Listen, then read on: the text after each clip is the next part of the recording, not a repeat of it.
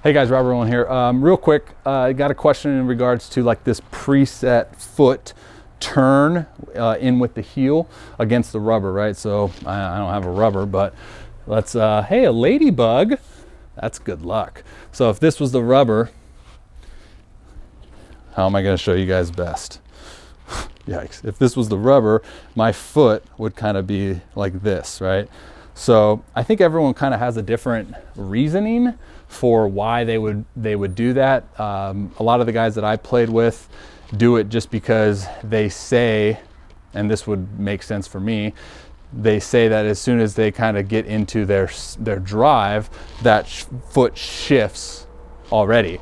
So it's like, why not just preset it there? And I would agree with that, honestly. I try to teach kind of limited amount of ankle movement, foot movement throughout the delivery because of compensation reasons. So if you're a guy that, take video and see, if you're a guy that as he enters kind of his drive phase and stabilizes that force coming down from leg lift, if you're a guy that your foot shifts into that kind of heel forward, then go ahead and preset into it, right? But the reason why I want to bring this up, because I see a lot of guys kind of over manipulating this to the point where they think if I can preset like here and then I can drive, now I'm in a preset staying closed position. So two things. Actually, it's just one thing. It's basically the same exact thing. If you're a guy that's doing that, right, to stay closed, you're also having to realize this: the body is extremely intelligent. The body is constantly fighting for protection and organization, okay? So if you're presetting that drive foot and now your direction as you kind of descend from your leg lift is going at this 45, your body at some point in your drive phase is gonna go, wait a second, dude, our target's that way. We need to get online, we need to reorganize. And this is what I see most oftentimes than not. And, you know, obviously there's some people that can do it. But again, more oftentimes than not, I see, again, direction this way, trying to overemphasize staying closed. You now have that kind of almost poor cervical rotation, right? Your neck posture. So I think the brain's ability not to kind of see your target is gonna subconsciously almost open up that front side early to then make way to see it.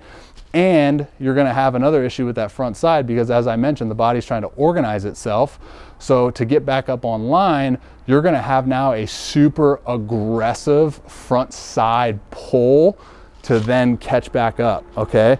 So then, with a super aggressive front side pull, right? So if we shift that foot and now we're going this way, if that front side pull happens aggressively, you're gonna now be prone to this glove side fly out, which is gonna probably lead to this forearm fly out and just not being efficient with staying behind the baseball and maximizing your energy behind the baseball.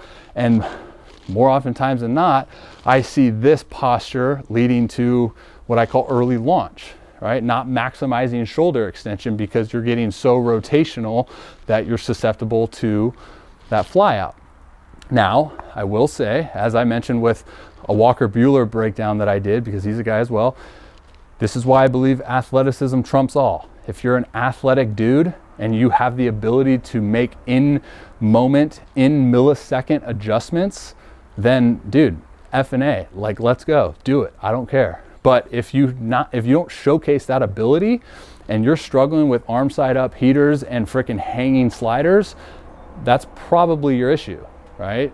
You're probably just getting too aggressive with your rotation and you need to get back up online from a preset position. Now, if you're presetting and you're not even knowing it, right? So this is where we would talk about your inability to like actually have authentic movement capacity, right?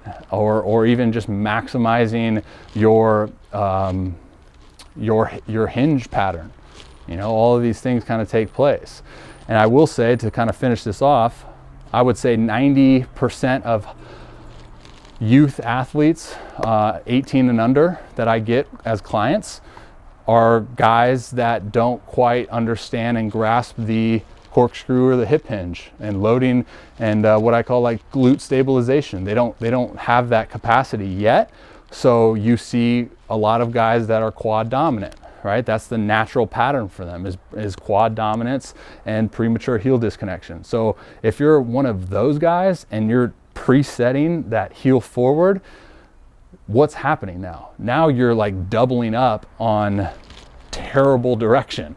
Okay, so not only is your direction being sacrificed from this preset foot turn, but it's also being sacrificed from your inability to hinge rather than going into your quad dominance direction, right?